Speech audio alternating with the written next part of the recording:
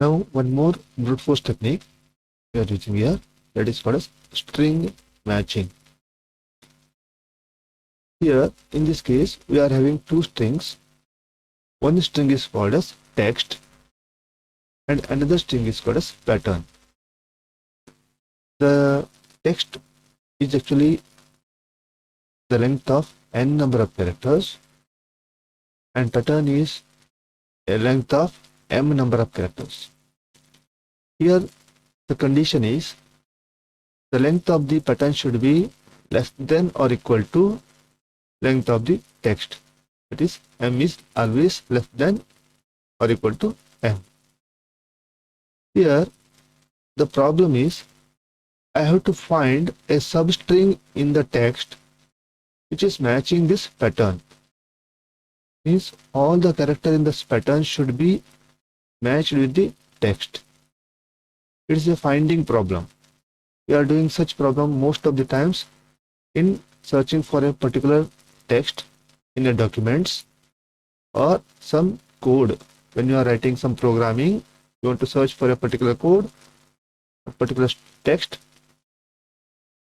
We are using this type of techniques. Now how actually it is done? It's a very simple technique. This is a text and number of text will be written here up to n-1 and this is a pattern of size m. Now first I have to align that pattern to the first character of the text. First m character will be aligned with first m character of the text. I am comparing each corresponding character of the pattern with the text.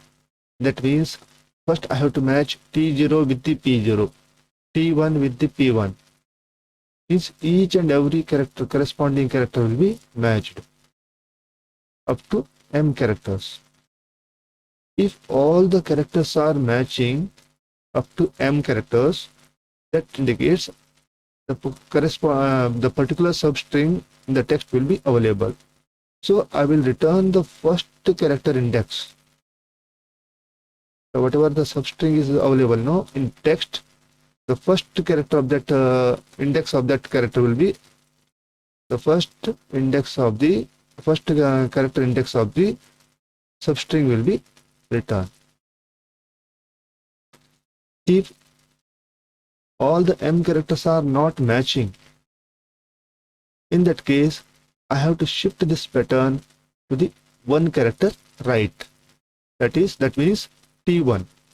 I want to shift this pattern to the position at T1 and comparison, the corresponding character comparison will be continued again. Like that I have to check each and every character in this text whether this pattern characters are available or not. We have to continue this process up to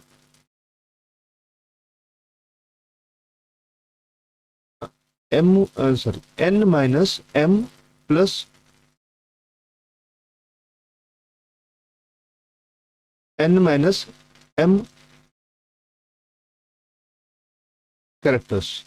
That means starting from 0 to n minus 1 characters, I have to do the comparison. After that, there is no use of checking because there is no sufficient characters will be available to compare with the patterns. So if you see this figure, this is the comparison of pattern in the ith position of the text. Okay, here P0 is compared with the Ti, P1 is compared with the Ti plus 1, P2 is compared with the Ti plus 2, like that. Pj is compared with the T of I plus j, and up to last P of m minus 1 is compared with the T of I plus m minus 1. Like that, each character will be compared with the substring of the text. Now I will explain this concept using some example here. If you see here, I have one text called as look at that red rose. Now I have one pattern called as at.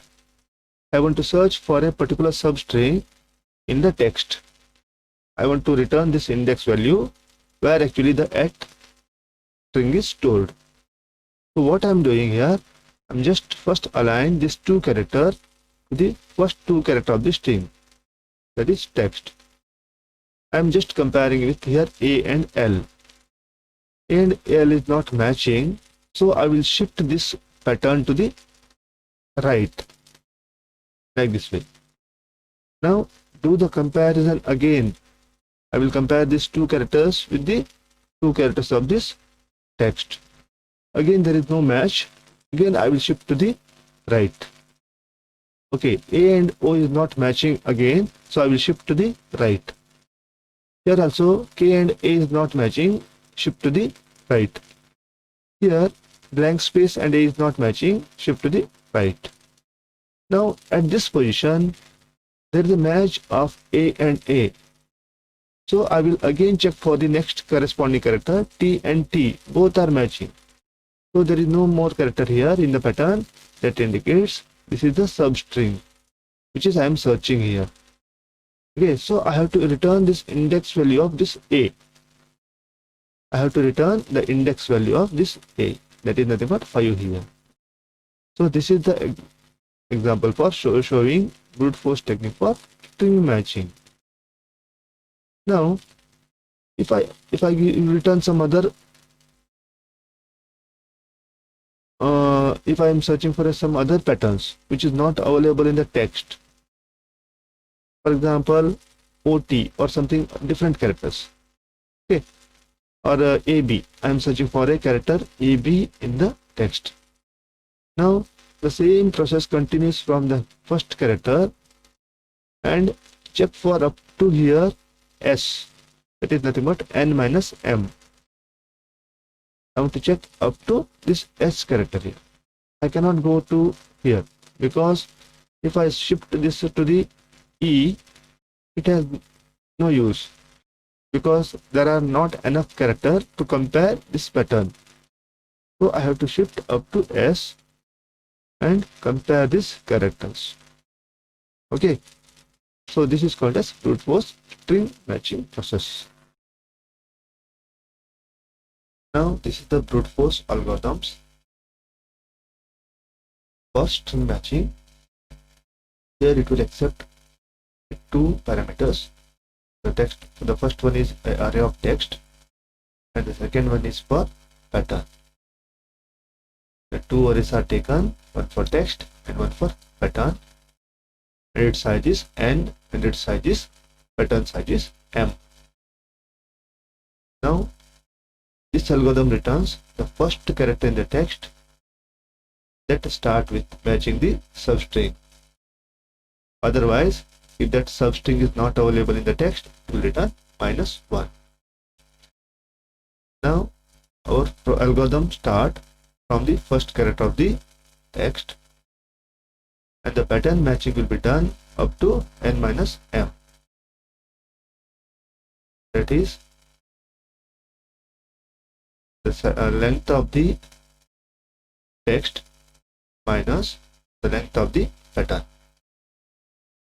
Now initially J is actually pointing to the index value of the pattern here.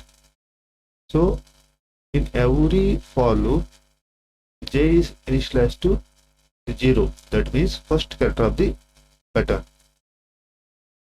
In every for loop the pattern character comparison starting with the first element.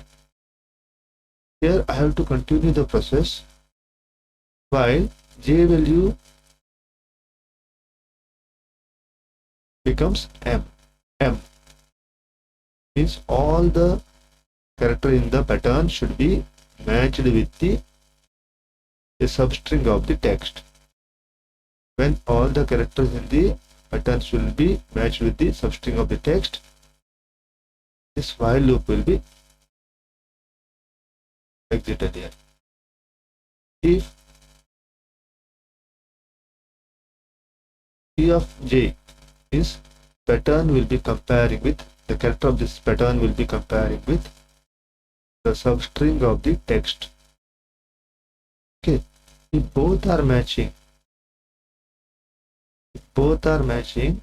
and the I value is reached to M, that indicates pattern is available in the text. If this while loop not matched, means any character of the pattern is not matched with the text substring, then this while loop will be terminated and I value is less than M. If j value is less than M. If j value is less than M indicates the pattern is not available in that particular substring. Then search for the next character. I value is incremented to the next character. Let's search for the substring in the next character. Like that, the process continues. Now, here the basic operation is actually this assignment operation, and this algorithms executed up to n minus m times. So this is actually the input size. The number of characters n minus m is the input size. Okay, n is actually the input size. Now, in the worst case, what is the efficiency of this algorithm? I have to identify here. Best case is very simple. If that pattern is available in the first character or first index value of the 0 index of the text, the comparison will be done. In the worst case, the pattern should be available in the end. Okay, how to do the checking here? In the worst, the algorithm may have, the worst case, the algorithm may have make all the m comparisons before shifting the pattern. Before shift to the next character, it has to do all the m number of comparisons. Means all the patterns will be compared with the text substring, and there is no matching will be available. In that case, this can happen for each of the n minus m plus 1 tries. From first character to the n minus m characters, it has to do the matchings. It has to do the character matching. For every character matching, for every shift, it has to do m number of matching. So the total number of comparison, the worst case will be m into n minus m plus 1. So it is nothing but m into n big O, n into m order of growth. Here the worst case efficiency of this algorithm is big O, n into m, and the average case efficiency should be linear, that is nothing but theta n of this algorithm.